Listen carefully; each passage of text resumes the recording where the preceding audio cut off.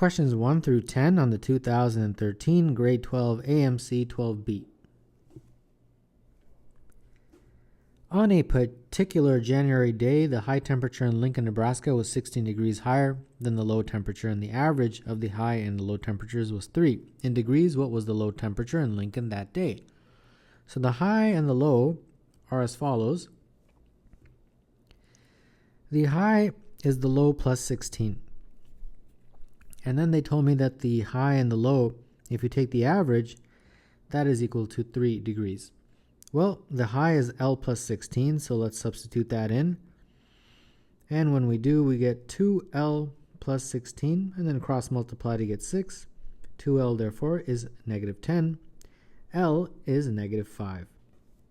And that represents the low temperature that day. So number 1, the answer is C. Mr. Green measures his rectangular garden by walking 2 of the 3 of the sides and finds that it is 15 by 20 steps. Each of Mr. Green's steps is 2 feet long. Mr. Green expects a half a pound of potatoes per square foot from his garden. How many pounds of potatoes does Mr. Green expect from his garden?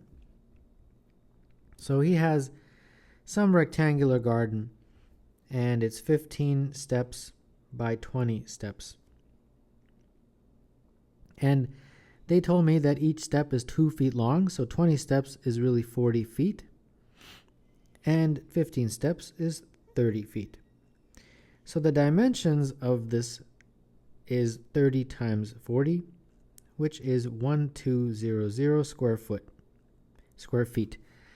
And from that size, half a pound of potatoes is how much he expects from each square foot. So multiply this by a half, and you'll get 600. And that's how many pounds of potatoes you'll get. That he will get, actually. So number 2, the answer is A. When counting from 3 to 2001, 53 is the 51st number counted. When counting backwards from 2001 to 3, 53 is the nth number counted. What is n? Well, if you're counting backwards from 2001, 2000, 199, and so on, right? And then eventually you get ... 253, and then you just keep on going until you get to the very end, which is 3. Now they're saying, what number is this? This is n, but what is n? This is the first number, second number, third number, fourth number, and so on, right? Well, a quick way to do it is just subtract from 202, right? Subtract the number from 202. So for example, 202 minus 201 is 1, and that's the first number. If I wanted to figure out where is the 198, it would be 202 minus 198, which is 4. So it's the fourth number as you're going backwards like that. So in a very similar way, 202 minus 53 will give me this n, and 202 minus 53 is 149. So that means that is 149. It's the 149th number as you're counting backwards. So number 3, the answer is D. Ray's car averages 40 miles per gallon of gasoline, and Tom's car averages 10 miles per gallon of gasoline. Ray and Tom each drive the same number of miles. What is the car's combined rate of miles per gallon of gasoline? So we have Ray and Tom, and Ray has 40 miles for each gallon. And we are going to use X as his miles, and I'll use Y as his gallons. For Tom, he's also got a similar scenario, but his is 10 miles per gallon. And for him, because each of them drive the same number of miles, his number of miles is also X. But his number of gallons is different. It's going to be Z. So cross multiplying both of these, this one gives me 40Y is equal to X. And this one is 10Z is equal to X. So Y is X over 40. And this one, Z, is X over 10. So their combined miles per gallon will be the total number of miles, which is x plus x. Each of them drives x. And then their total number of gallons. So for Ray, it was x over 40, which is y. And for Tom, it was z, which is x over 10. So this will give me the combined miles per gallon. So this is 2x, and if you get a common denominator, it'll be x over 40 plus multiply top and bottom by 4 to get 4x over 40. And this looks like 2x over 5x over 40. And that is 2x over 1 times 40 over 5x. And the x's cancel, so you get 80 over 5, which is 16. So number 4, the answer is B. The average age of 33 fifth graders is 11, and the average age of 55 of their parents is 33. What is the average age of all of these parents and fifth graders? So it would be 33 times 11 plus 55 times 33, all over the total number of people, which is 33 plus 55. And this is, we can factor out at 33, 11 plus 55, and the bottom is 88. So the top and bottom, you divide by 11, you get 3 over 8. And that's just 66. So that looks like it will be 3 times 66 divided by 8, which is approximately, or exactly, 24.75. So number 5, the answer is C. Real numbers x and y satisfy the equation x squared plus y squared is 10x minus 6y minus 34. What is x plus y? So we have x squared plus y squared is equal to 10x minus 6y minus 34. And put everything on one side. X squared minus 10x plus y squared plus 6y plus 34 is equal to 0. So if I were to take half of this and square it, I'm going to complete the square. Half of minus 10 is minus 5. Squaring it is 25, but immediately subtract that. And then complete the square for this guy. Take half of 6, which is 3, and square it. So that becomes plus 9, and immediately subtract that. And that is called completing the square, because that allows me to factor these very nicely. X minus 5 all squared. And this is y plus 3 all squared. And then let's add these guys, the remaining numbers. And interestingly, those cancel each other out. It all becomes 0. So this is all that's left.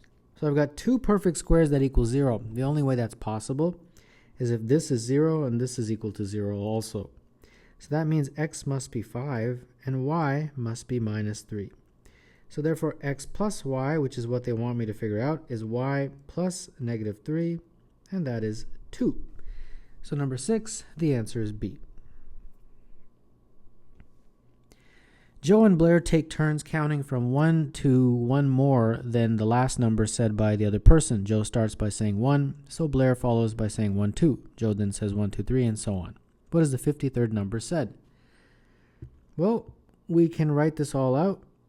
Some of you probably can do this in your head, but that's okay. I will write it out just to make it clear. Now, we are basically doing exactly what they said in the question. I'm just writing it out because eventually I've got to get 53 numbers in here. And so far, I think I have not reached that number yet, but pretty soon I will. And I think this row does it. All right. So now let's count 53 numbers. 1, well, you don't want to hear me count 53. There's a quicker way of doing it. 1, and then if you add this, you get to 3. If you add these 3 numbers, you get to 6. If you add those 4, you get to 10. If you add these 5, you get to 15, 21, 28, 36, 45. This is the 45th number. 46, 47, 48, 49, 50, 51, 52, 53. And there you go. So number 7, the answer is E.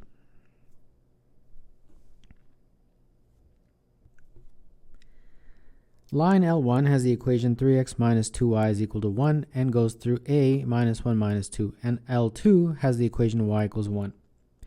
and meets line L1 at point B. Line L3 has the positive slope, goes through point A, and meets L2 at point C. The area of ABC is 3. What is the slope of L3?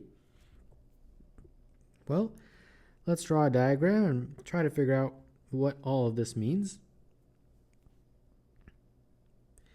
The first thing they told me is that this equation L1 is of the form 3x minus 2y is equal to 1. So that means that minus 2y is minus 3x plus 1, or 2y is equal to 3x minus 1, and y is equal to 3 over 2x minus a half. So we can quickly plot this L1, and they also give me a point, -1, -2, so if -1 is here and -2 is here, so here's a line, here's a point I should say, and one of these points, of course, if you look at this equation, and they also tell you that in the question, is y equals 1, because that's what this means. It meets L1 at point B. So let's draw y equals 1. It's approximately like that. And it meets L1 at B. So that means when I put in 1 for y, I'll be able to get that x coordinate. So that looks like 3 over 2 is 3 over 2x, and therefore x is 1. So that means the point 1, 1 is where that line meets. So let's draw in that line, and that line is L1. So it's like that, basically. So this is L1. All right, now that we have L1, let's move our attention to what's next here, L2. Well, L2 was just this line, y is equal to 1. So that's pretty straightforward, that green line. Now let's talk about L3. L3 has a positive slope, goes through point A, which is right here, and it meets L2 at point C. Okay, so let's see here. It's going to go through point A, and it's going to meet L2 at C. So perhaps something like this. I don't know exactly how it looks, but let's just say it looks like that. Well, this is the point that is point C, and now they're saying that these 3 points, A, B, and C, this was B by the way, this point, that triangle has an area of 3. So they want you to figure out the slope of this line L3. Okay, well, L3, because it's a line, it will have the equation y is equal to mx plus b. So really what they're asking for is find m, the slope of that line. Okay, well, let's see what we can do here. The fact that that orange line L3 goes through A, and A has the coordinates -1, -2, means that that point satisfies this equation. So we can plug that in. -2 is equal to minus m plus b, like that, and therefore b is equal to -2 plus m. And therefore our equation is basically y is equal to mx minus 2 plus m, like that. But we also know this point right here. At least we know the y coordinate. It's 1 because it passes through that green line. So I can put 1 in here. And that gives me mx minus 2 plus m. And I can isolate at least for x. So this will be 3 minus m over m is equal to x. Okay. So that's about as far as I can go there. Now I've got to turn my attention to this piece of information that the area is a third. All right. So if the area is a third, that means 3 is equal to 1/2 base times height for that triangle. This is the base, and this is the height top to bottom like that for that triangle ABC. Well, the base, which is BC, is really just subtracting the two x coordinates. The first x coordinate is this guy right here. So that's 3 minus m over m. And the second x coordinate is the x coordinate of B. And if you remember, B was the point 1, 1. So it's -1. And then the height is the vertical distance top to bottom from there to there. Well, this is 1 and this was minus 2. So from there to there, it would be from 1 to minus 2, which is 3. So there we go. This is the equation we have to now solve. Let's see here. The 3's cancel. I can cross multiply and bring the 2 over. If I add this fraction, it'll be 3 minus m over m. Right? Hopefully I didn't do anything wrong there. Cross multiply and I get 2m is equal to 3 minus 2m. And therefore 4m is equal to 3. And that means m is equal to 3 over 4. So a lot of hard work for a question this early in the contest, in my opinion. Number 8, therefore, the answer is B. What is the sum of the exponents of the prime factors of the square root of the largest perfect square that divides 12 factorial? Oh boy. So let's take this one step at a time, but let's go backwards. First, let's just talk about 12 factorial. Well, what is 12 factorial? Well, it's 12 times 11 times 10 times 9, all the way down to 1. Okay, now let's keep going backwards. The largest perfect square that divides 12 factorial. Okay, to do that, I have to, unfortunately, write out all of these guys as prime factors. So 12 is 2 times 2. I'll just write the numbers. 2 times 2 times 3. 11 is prime. 10 is 2 times 5. 9 is 3 times 3. 8 is 2 times 2 times 2. 7 is already prime. 6 is 2 times 3. 5 is already prime. 4 is 2 times 2. And then 3 and 2. There we go. Now let's combine all of them as best as we can. 11, that's just a prime. 7 is a prime. 5 and 5, so I got 5 squared. And then a whole bunch of 3's. 1, 2, 3, 4, 5. Okay, so 3 to the power of 5. And then many 2's. 1, 2, 3, 4, 5, 6, 7, 8, 9, 10. So 2 to the power of 10. Now, I have to figure out what is the largest perfect square that can divide evenly into this. Okay, well, the largest perfect square is of the form p squared, right? So I've got to get something that is of the form squared, or to the 4th, or to the 6th, or to the 8th, or to the 10th, right? That's what perfect squares mean. Well, I can't do anything with the 11 because 11 is to the power of 1, so that's useless. 7, same thing. There's no 7 squared, but there's a 5 squared. That's very helpful. There's a 3 to the 5th, but to the power of 5 is not a perfect square, but 3 to the 4th is a perfect square. The exponent has to be even. And then 2 to the 10, well, 10 is even, so that can be included. This is my perfect square. It's the largest perfect square that divides evenly into 12 factorial. Okay, now let's go to the next part of the question, and we're working backwards. The square root now. So I've got to take this number and take its square root. Okay, so square root of that, the good news is all you have to do is just chop the exponents in half. So that would be 5 to the 1, be 3 to the 2, and 2 to the 5. And now we get to that first, the sum of the exponents of the prime factors. These are the prime factors. What are the sum of the exponents? Well, the exponents are 1, 2, and 5. So the sum of those exponents is 1 plus 2 plus 5. And that is equal to 8. For this cool little question, number 9, and that would be choice C.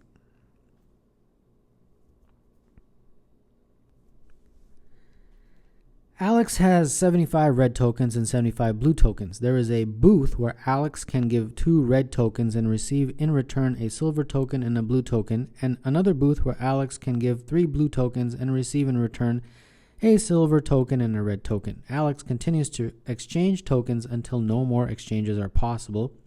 How many silver tokens will Alex have at the end? Our exchanges that are possible are 2 red for a silver and a blue. And then another exchange that is possible is 3 blue for a silver and a red. So let's make a little table and off we go. Well, initially when we first start off, we have 75, 75, and 0. And we want to now start doing our exchanges. So instead of doing one exchange at a time, let's do the maximum to speed up our process. We have 75, so I can do this 37 times, right? Because 37 times would be 74R, and that would result in 37 plus 37 for S and B. I've used 74, so that means I'm down to 1. But I produced 37S, so 37 goes here. And I produced 37B, so I add that 37 to this 75 that I already had, and that brings me up to 112. Okay, now let's turn our attention to this guy since we have so many blues. Now 112 is a lot, so I can probably do about 37 of these exchanges. 37 times 3 is 111. So I can feed 111 blue tickets into this system, into that exchange. And when I do, I get 37S plus 37R. Okay? Well, I used 111, so this brings me down to 1. But I got 37S, so now this is up to 74. And I got 37R, so I add that to the 1, and now I'm back up to about 38. Okay. Now let's go back and do that exchange. I've got 38, so I can do 19 of those. So 38R would give me 19S plus 19B. Okay, so I used all of them, so I'm down to 0. I got 19 S's, so 19 plus 73, I'm up to 93.